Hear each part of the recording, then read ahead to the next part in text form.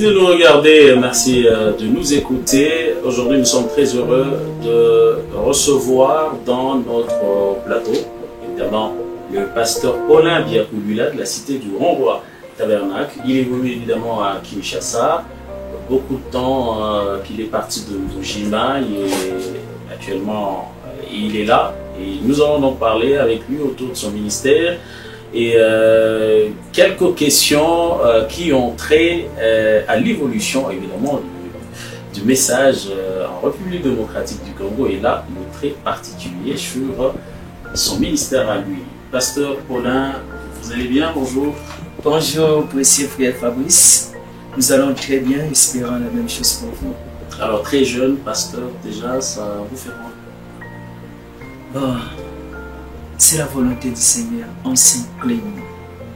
Bien que ça paraît contraire à notre vision de la vie, mais on se soumet à la volonté du Seigneur. Ça vous dérange? Ça vous surcharge? Non, ça va vous déranger ou vous surcharger si vous n'aimez pas le Seigneur. Mais quand vous aimez le Seigneur, vous trouvez que c'est normal. Alors, cité du Grand-Roi Tabernacle, c'est le nom de votre église. Pourquoi? Oui, ce nom-là, je l'ai eu en 2017. J'étais à Lubumbashi, j'ai eu une vision où le Seigneur me disait d'aller à Kinshasa et commencer l'église. Et là, il me dira d'ouvrir dans Psaume 48. Et quand j'ai ouvert Psaume 48, verset 2, là c'est écrit « Belle est la colline, joie de tous la terre. Le côté septentrional, c'est la cité du grand roi. » Et quand j'ai lu la cité du grand roi, alors quelque chose a dit « C'est le nom que tu donneras à l'assemblée. » Et c'est ainsi qu'en 2020, quand je suis arrivé là, et que l'œuvre a commencé, c'était ça le nom. Quelque chose a dit, pasteur. C'est quoi la chose qu'il a dit? Donc, une voix a parlé. Quand j'ai lu ça, une voix dans mon cœur a dit, c'est ça le nom de l'église. Et actuellement, vous êtes pasteur, c'est pratiquement 4 années, hein, si je ne m'abuse pas. 3 ans révolus, au mois de septembre, c'est alors que ça sera 4 ans. Est-ce que vous pouvez nous parler brièvement de la genèse de votre église? Comment vous avez commencé? Vous êtes allé à Kinshasa et l'équipe d'avance était déjà là et ça préparait le terrain, ou simplement vous avez fait le débauchage de... Une très belle question. Oui, tu as commencé par une vision que j'avais eue. Une vision, il y avait eu plusieurs, mais je me réfère beaucoup plus à la vision de 2017. Quand j'ai commencé, quand j'ai vu ça, alors j'y pensais y aller déjà décembre 2017, mais l'Esprit de Dieu m'a dit ce n'est pas encore le moment. C'est en 2019 qu'il m'a donné des signes. Il a dit, tu verras cette année, il y aura ça, ça et ça. Et alors, début 2020, tu dois aller à Kinshasa. Et début 2020, j'ai parlé à mon pasteur, le pasteur André Rubizela. Je lui ai expliqué toutes ces choses-là. C'est alors qu'il a dit, bon, chaque don doit être approuvé dans la maison où on est né. Tu es né ici. Ta vie, comment tu as évolué, alors on doit aussi goûter à ça. Et c'est alors que j'avais eu à prester durant 3 jours de réunion de réveil. Et après, c'était au mois de janvier 2020, février, je suis allé à Kinshasa et le confinement commençait. D'abord, je m'étais donné la discipline de ne pas aller prier à une église, de ne pas aller prêcher à un seul endroit. Et je suis resté à la maison. Et puis, après le confinement, j'ai eu l'endroit. C'était le 13 septembre 2020 que le premier kit a commencé. J'avais déjà eu avec l'argent de garantie. J'avais loué une salle polyvalente à temps plein. Et c'est comme ça qu'on a démarré. Et j'avais eu d'abord dans le confinement, j'avais déjà baptisé des gens. Comment ça, baptiser? Vous n'avez pas prêché, vous êtes resté à la maison? Non, les gens m'appelaient. Les gens m'avaient appelé, il y avait des gens qui connaissaient que j'étais déjà là. Même des inconnus, des gens que je ne savais pas. Je ne sais pas comment ils ont su que j'étais là. Ils venaient même dans les quartiers où j'étais logé. Ils étaient là. Se prenaient rire et je vais vous faire rire. Il y a eu même des gens qui sont venus dire non. On a appris qu'il y a un prophète venu de Mujima qui est ici. On ne cherche pas compris pour lui. Je dis mais un prophète. Alors, c'est là que les gens ont su que j'étais là. Vous l'êtes? Je ne sais pas. C'est ce que les gens disent. Mais moi, je suis frère Paulin Biakolila. Peut-être prophète d'Éphésiens 4. Peut-être, mais pas majeur. Il y a un seul prophète messager majeur et il n'y en aura pas dans le programme de Dieu. Nous l'avons déjà eu. À moins quand nous serons déjà enlevés, c'est alors qu'Israël recevra Élie et Moïse. Parce que vous avez peur d'être appelé prophète. Si c'est le cas. Non, je souhaiterais être appelé frère Paulin, peut-être pasteur à cause de la charge. Alors, cité du Cité du Grand Roi, vous n'êtes pas allé dans d'autres églises pour prêcher, vous l'avez dit, vous êtes resté à la maison. C'était pour quelle raison? Avant de nous parler évidemment de comment c'est arrivé pour que vous puissiez constituer l'église, c'était quoi la raison? Oui, je ne voulais pas que les gens disent non, il est arrivé, il a prêché ici, il a influencé nos croyants, il a divisé l'assemblée, les gens m'ont suivi. Non. Je me disais, si Dieu m'a envoyé, il a un peuple qui va m'écouter. Alors je dis, je ne vais pas faire des faveurs pour Dieu. Je vais juste me tenir là et lui-même va envoyer des gens. Voyez Noé, Dieu l'a envoyé construire l'arche. Il a construit l'arche et les prédestinés sont venus en Christ. C'est ce que j'ai juste fait. Ok. Et parle-nous alors. Vous êtes arrivé, vous avez loué une salle, mais comment vous avez fait pour que les gens viennent et écoutent le message? Et qu'enfin vous puissiez commencer l'église? Oui, quand j'ai loué la salle, j'ai loué aussi les gens qui pouvaient désinfecter la salle. Et puis, je mettais aussi ça sur les nets, sur YouTube, sur ma page, plutôt sur ma chaîne YouTube, et sur la page Facebook, je mettais ça. Et je prêchais des fois aussi des directs sur Facebook. Et alors, il y avait déjà des convertis que j'avais baptisés. Et avec je suis descendu en cours de route, là j'ai distribué des invitations. Et le premier jour, le 13 septembre 2020, même les passants venaient entrer dans la salle pour écouter la parole. Alors, les gens commençaient, le nombre commençait à augmenter. On dirait en ce temps-là, presque chaque jour de quitte, il y avait des miracles. On a mené constamment des miracles. Et quand on a totalisé 2 mois, on a tenu la première campagne. C'est là que tout le monde a su qu'il y avait une église. Parce qu'à l'issue de cette campagne-là de 3 jours, il y avait 4 paralytiques qui avaient marché, il y avait des béquilles et d'autres qui avaient des bâtons. C'est là que ça a fait l'explosion. Des cas bien connus de ces personnes qui ont marché, qui existent réellement et oui, qui peuvent être retrouvés. Ils sont dans votre église ou ailleurs? Bon, les autres ont déjà voyagé, les autres sont encore là. Alors, ce sont des gens qui ont été guéris et c'est comme ça que ça continuait. Alors, pasteur, comment estimez-vous l'évolution de votre église aujourd'hui et même de votre charge en tant que pasteur? Je dis, vous êtes très jeune. Oui, mais on est jeune. Je crois que c'est dans Jérémie. Jérémie dit, pour t'obéir, je n'ai pas refusé d'être pasteur. Alors, la meilleure chose à faire dans la vie, c'est d'obéir au Seigneur. Parce que ceux qui obéissent à l'ordre de Dieu sont bénis. Et ceux qui désobéissent à l'ordre de Dieu sont, à la paix de Dieu plutôt, sont maudits. C'est ce que le prophète dit dans Jéhovah, Jérémie 1, du 2 avril 64, paragraphe 12. Alors, je m'abandonne juste entre les mains du Seigneur. Parce qu'à part les pastorats, je suis aussi un missionnaire. J'essaie de combiner ces charges-là. Et vu que l'église est encore jeune, dans ma discipline, depuis que je suis pasteur, depuis que j'ai la charge, j'ai déjà fait plusieurs sorties. Mais je me donne la discipline de ne pas totaliser 2 semaines en dehors de la ville. Pourquoi vous avez peur que l'église s'éclate dans votre absence? Non. Des fois, je peux être là à l'église, mais je fais même 3 semaines, je ne prêche pas. Le problème, c'est quoi? Être pasteur, c'est être comme une mère. Vous voyez, même une poule qui a des poussins. La chaleur là, assiste, la chaleur là influence. Il y a d'autres pasteurs, je les respecte, mais je ne suis pas d'accord des fois avec leur manière de faire les choses. Un pasteur, il est encore jeune, ou bien l'église est encore jeune, mais trop d'absence. Trop de soutien. Il y en a qui ont créé d'autres églises. Vous devez, vous devez d'abord vous rassurer de la nourriture. Vous devez surveiller la nourriture que les gens mangent. Alors, il faut que je suive toutes les prédications qui sont données, même si ce n'est pas moi qui prêche. Quand je me pose, je dois suivre tout à la lettre. De sorte que si quelque chose va au-delà de la parole, que je ramène ça. Comprenez? Et aussi, je prends beaucoup de temps pour enseigner. Parce que l'Église, il faut que la colonne vertébrale de l'Église, ce sont des doctrines, des enseignements. Alors, je prends du temps pour beaucoup enseigner. Alors, un terme, un mot me retient, doctrine.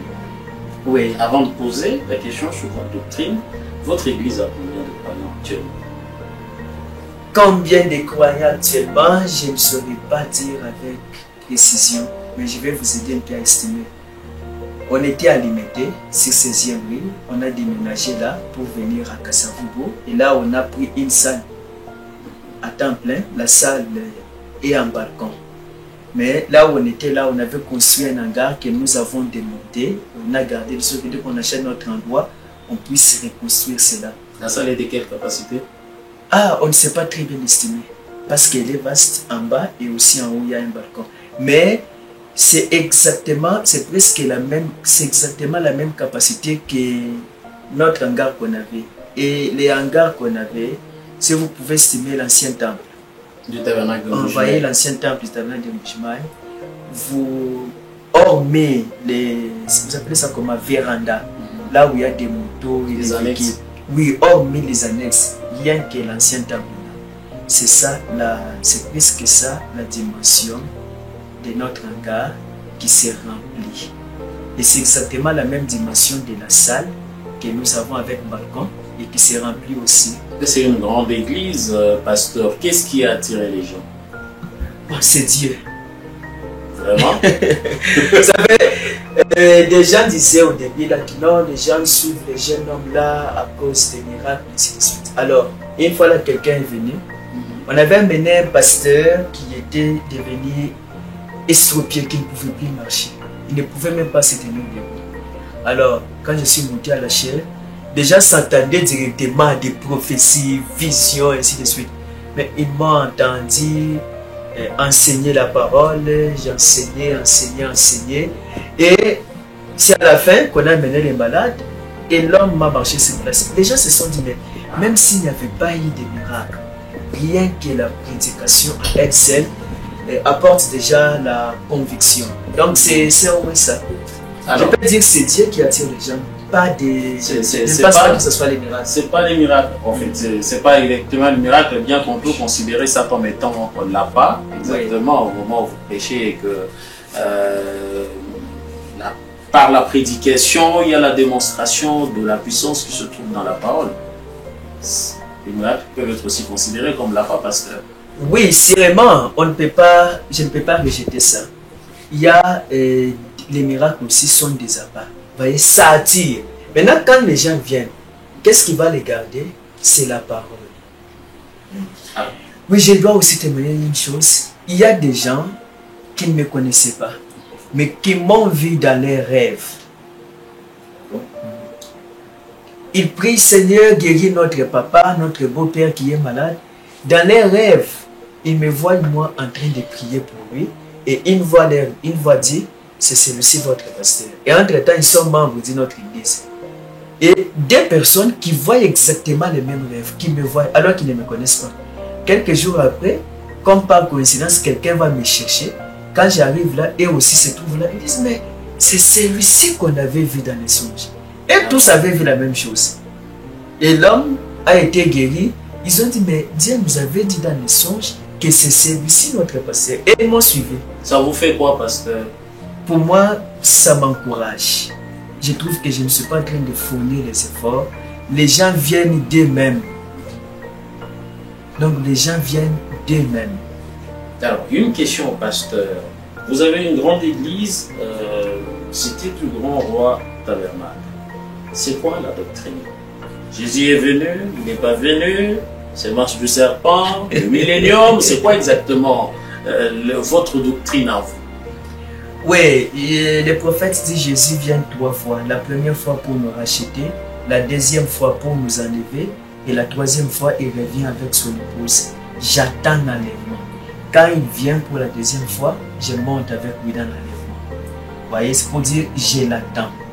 Beaucoup disent, d'autres disent, il est déjà venu, il reste l'enlèvement. Et ils désignent la nuée des gloires, ils disent que c'est ça la seconde venue. Mais dans quelle est cette attraction sur la montagne? Le prophète dit, parlant de la nuée, il dit que c'est Apocalypse 17. C'est Dieu confirmant Luc 17:30. Et le prophète dit que Luc 17:30, donc Dieu dans la chair humaine, c'est ça les derniers signes avant la venue du Fils promis. Donc c'est ça même les derniers signes que nous avons reçus. Alors, le millénium n'a pas encore eu lieu. Vous voyez, pour que le millénium ait lieu, selon les prophéties bibliques que le prophète a interprétées, il faut que les fleuves Euphrates puissent sécher. Dans Apocalypse 16, il a dit qu'un ange a versé la coupe, parlant de cette coupe, dans les fleuves Euphrates, et les fleuves s'assécha, en sorte que les chemins soient frayés pour que les rois de l'Orient traversent. Et quand les prophètes interprètent ça dans ta famille, et aussi dans les débuts et la fin de la dispensation des gentils au paragraphe 100, il dit que le fleuve Euphrates va sûrement être asséché, afin que les rois de l'Orient, c'est-à-dire la Chine, et aussi les rois du Nord, qui est la Russie, qui est au nord-est d'Israël, que les nations puissent traverser pour livrer bataille aux portes de Jérusalem. Et cette bataille-là, c'est ça la bataille d'Armageddon, qui se livrera aux portes de Jérusalem. Et au moment où cette bataille sera livrée, nous on sera au ciel, dans les noces de l'agneau. Et l'Armageddon servira d'assécher tous les fleuves. Ça va faire disparaître tous les auteurs et les méchants. Et ça va accomplir la dernière partie de Malachie 4 pour que nous puissions descendre sur la terre pour marcher sur la cendre des méchants. Et alors là, il n'y aura plus de fleuves, il n'y aura plus d'océans. Et c'est le millénium qui va commencer. Donc le millénium n'a pas encore eu lieu. Dans on attend. Votre doctrine, vous attendez la seconde venue du Seigneur, si on peut le dire ainsi. Oui, c'est ça. Alors, vous êtes jeune pasteur et par vos manifestations, on parle presque de vous à travers le monde et on dirait que l'orientation de toutes vos manifestations est centrée sur les dieux miraculeux. Pourquoi? Oui, en lisant, j'ai trouvé que les prophètes, ces manifestations avaient un seul thème. Jésus-Christ est le même hier, aujourd'hui et éternellement. Il y avait ça, ou soit croire seulement. C'était ça le thème principal de ces réunions. Vous voyez, les manifestations que je tiens, là ce ne sont pas des réunions d'enseignement et autres. En quelque sorte, ce sont des réunions évangéliques, d'évangélisation et aussi de démonstration de la puissance de Dieu. Parce que prêcher l'évangile, c'est de démontrer la puissance de l'évangile. C'est pourquoi je prends le thème là, Dieu miraculeux. Déjà le thème, ça attire quelqu'un comprend qu'il y aura des miracles. Mais il y en a qui disent que c'est déjà devenu comme une monotonie. C'est Dieu miraculé à chaque sortie. Dieu miraculé, pasteur Paulin, il n'y a pas d'autre thème que ça. Non, Dieu miraculé là c'est juste un thème, mais il y a plusieurs sujets qui sont exploités là-bas. Qu'est-ce qu'ils vont dire pour les prophètes? Quand le thème principal c'était Jésus-Christ, c'est le même hier, aujourd'hui et pour toujours, ou soit croire seulement. Alors, pasteur Paulin, oui. Par rapport à cette évolution de votre ministère, à vous-même en tant que jeune, alors que vous l'avez entendu, ou quand que vous prêchez et que vous avez commencé et qu'il n'y a pas assez d'années, vous avez quel sentiment du moment que vous pouvez avoir les échos de ce ministère à travers le monde? Bon, le sentiment, c'est de me voir un être inutile.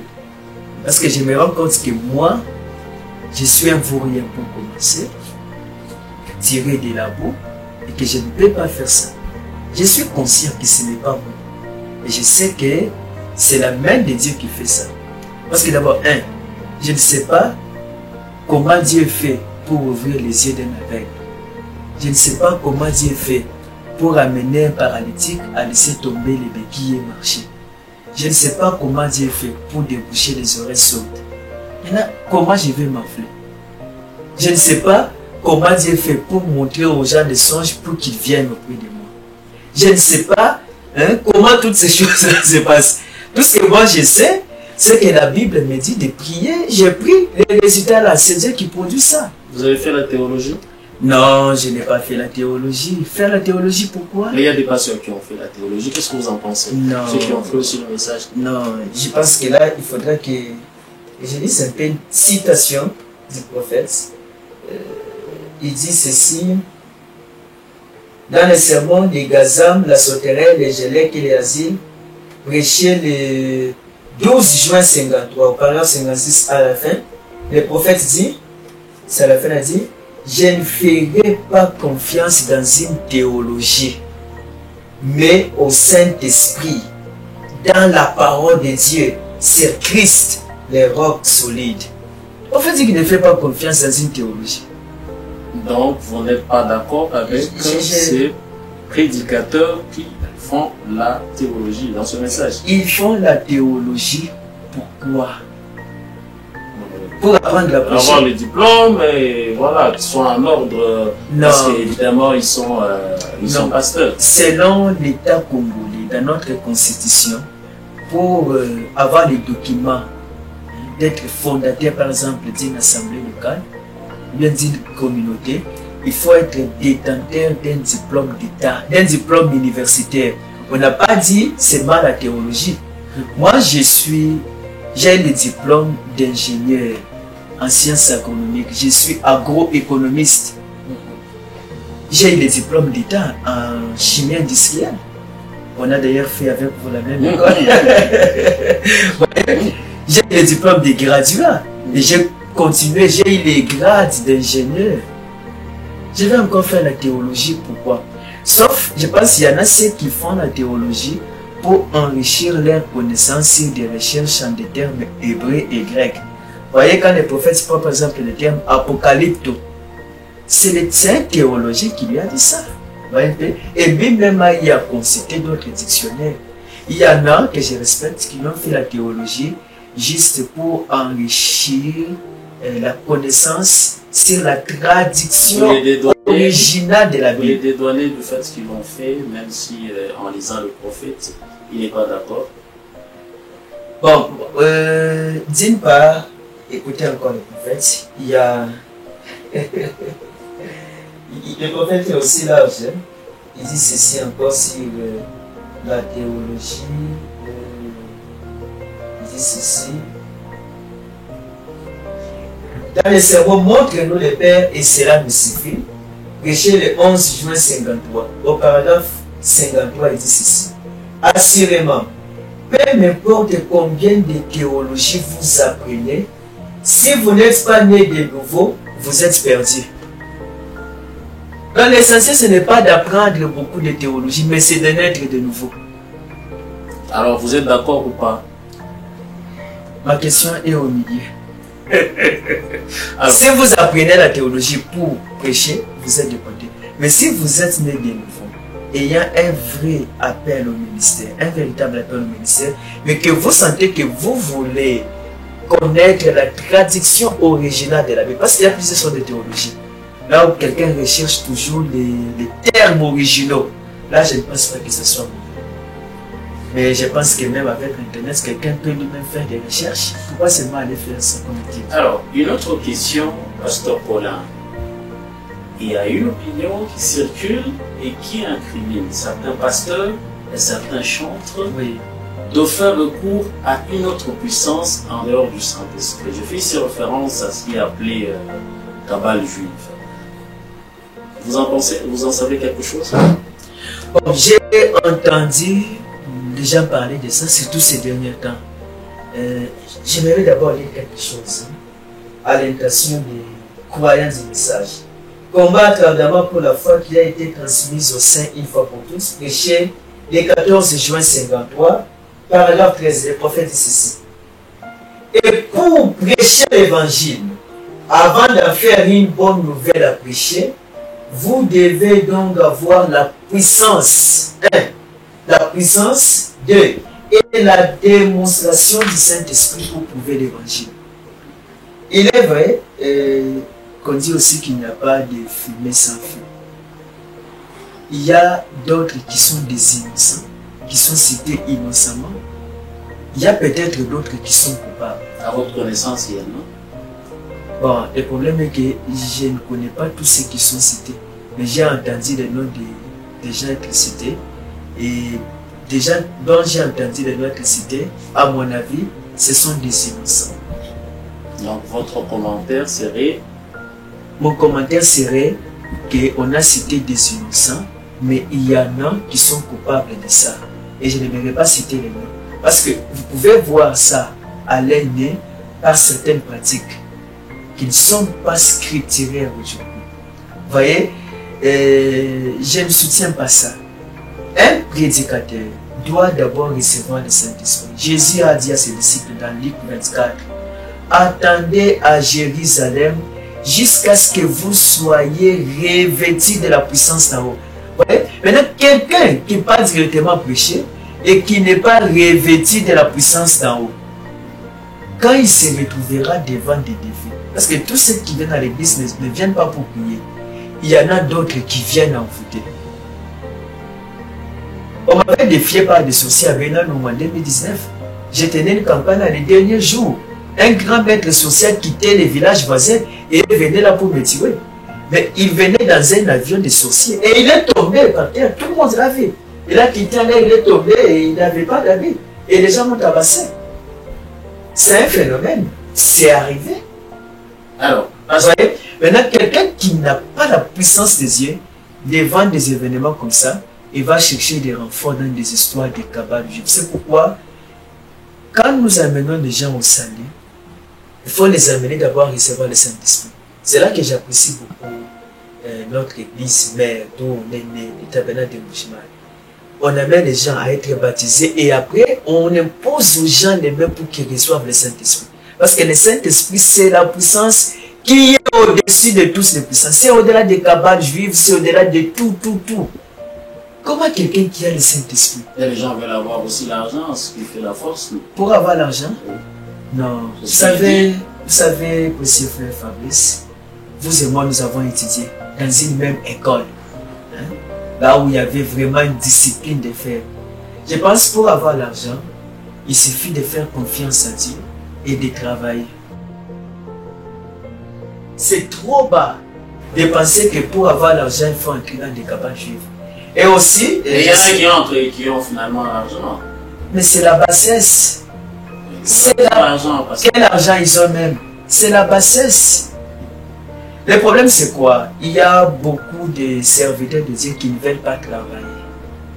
Qui restent là à demander l'argent aux croyants. Le prophète ne soutient pas des prédicateurs mendiants. Quelqu'un là qui est toujours là, donnez-moi, soutenez-moi.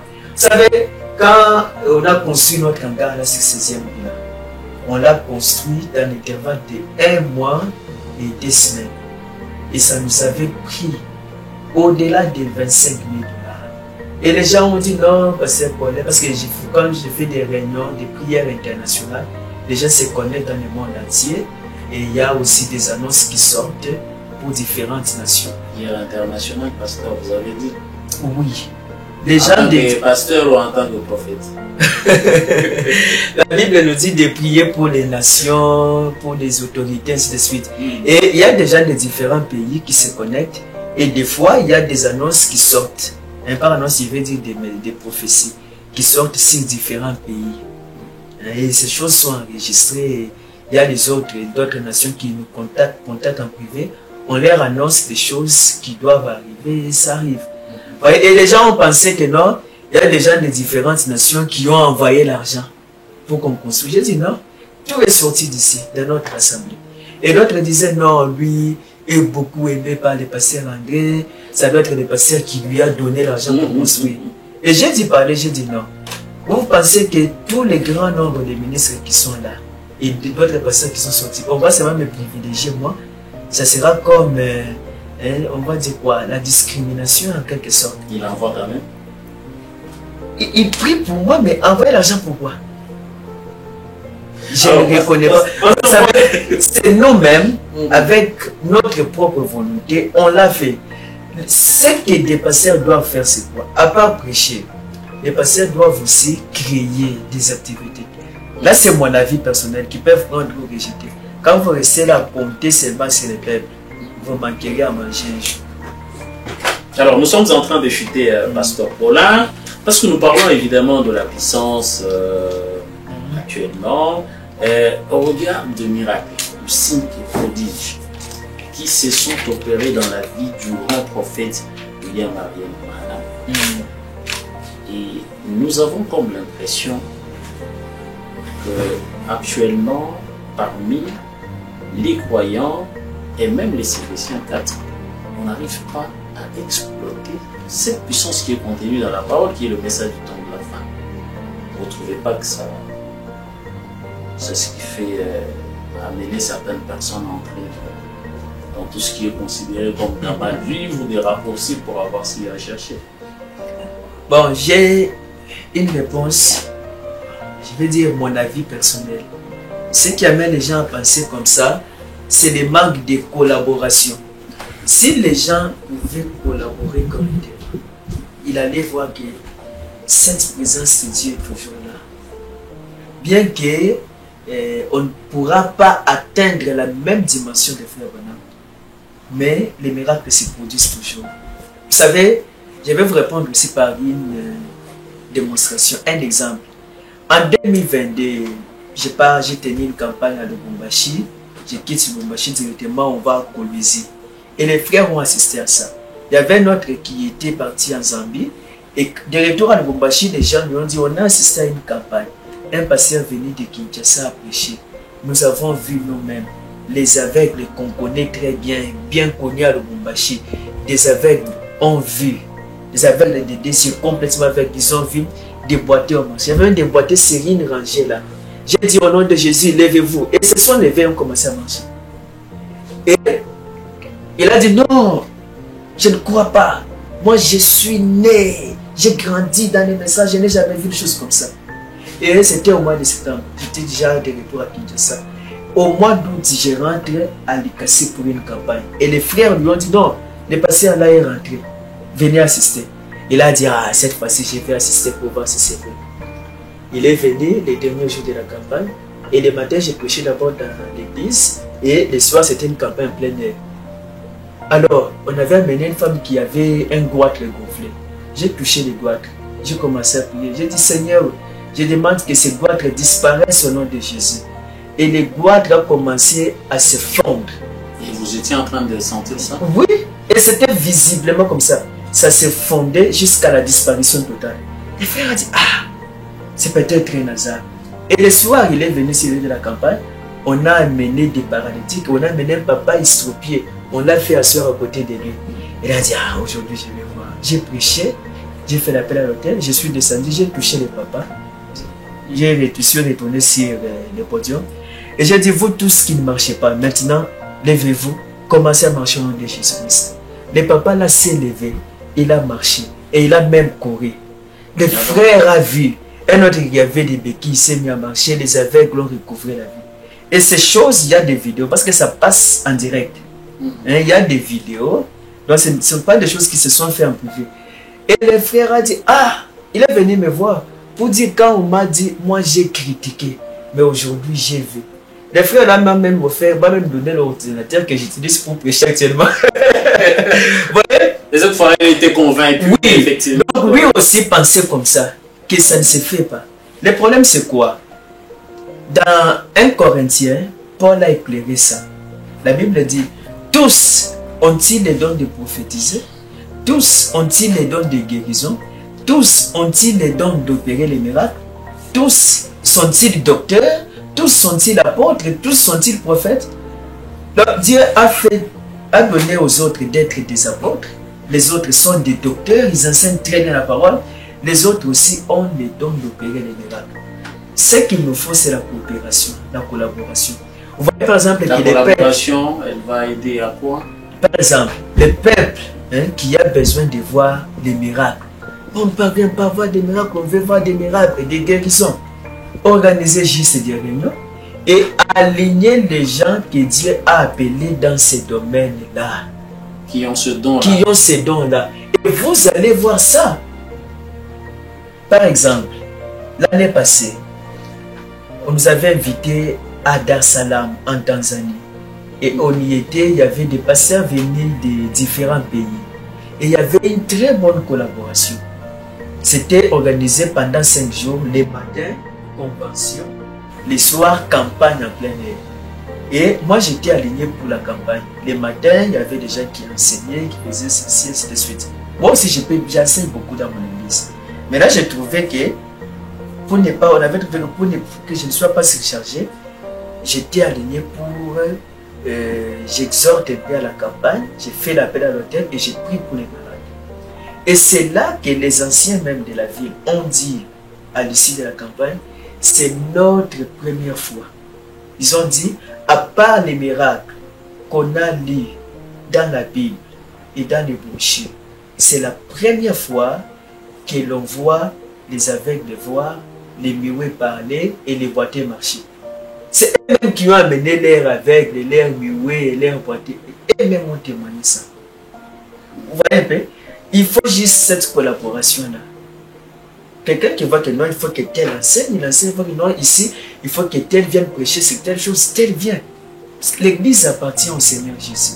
Maintenant, quand un prédicateur pense que lui seul peut tout faire, c'est là que les gens vont commencer à m'aimer. Je connais mes limites, je connais c'est à quoi Dieu m'a appelé à faire et c'est à quoi je ne suis pas appelé. Je me contente de ça.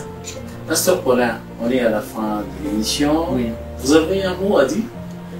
Le seul mot que j'ai à dire, c'est que mes frères et sœurs, arrêtons les débats. Arrêtons les guerres de doctrine. Nous formons une même équipe. Il y a des pays qui ne sont pas encore évangélisés. La Grèce, il n'y a pas une seule église de message en Grèce. L'Éthiopie, c'est un terrain vide. À Dodoma, la capitale politique, ou je ne sais pas si c'est politique ou administrative, de Tanzanie, il n'y a qu'une seule église de message. Et là, on veut que j'ai tenu aussi la campagne là-bas. Mais il y a une seule assemblée. Pourquoi nous devons nous battre ici? Nous devrions au contraire orienter nos champs de mission vers les pays qui ne sont pas encore touchés par les messages. Il y a des pays et d'autres villages qui ne connaissent même pas qu'il y a eu un prophète du nom de William Branham. Et nous sommes là en train de nous quereller. S'il est venu, il n'est pas encore venu, il entrait, il sortait, la plénitude était en Branham, moi ce n'était pas en Branham, au tonnerre révélé, au tonnerre non révélé.